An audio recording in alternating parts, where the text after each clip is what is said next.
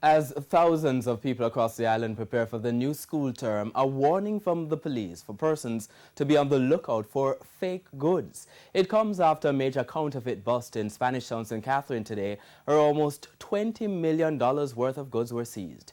TVJ's Kalisha Williams has that story. Stacked from ceiling to floor, shoes of all sizes, a one-stop shop where you can find some of the latest trends, except many were fake. The police swooped down on the store located on Burke Road in Spanish Town on Monday afternoon.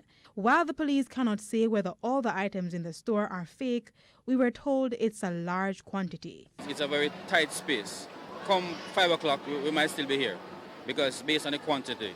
But a rough estimate would probably give us 20 million Jamaican dollars so far. According to Director of the Intellectual Property Unit at the JCF's Counterterrorism and Organized Crime Division, ASP Victor Barrett, his department has been noticing an uptick in the sale of counterfeit goods in recent times. Because it's back to school, there has been an uptick in the counterfeit barometer, and as such, the police, we are going to ramp up our operations, because what we are doing here is within the tandem of the Trademark Act and the Custom Act, so we are enforcing the law. It's why persons are being warned to be on the lookout. Well, we can't give away the trade secrets, but at face value, when you look at a Nike shoe or a Louis Vuitton shoe in a plastic bag, that alone should be a red flag.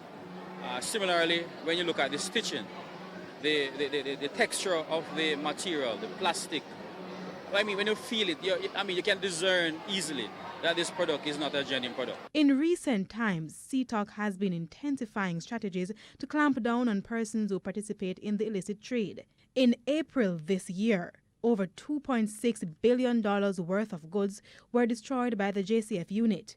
Those goods, we were told, were seized between 2012 and 2018. Kalisha Williams, TVJ News.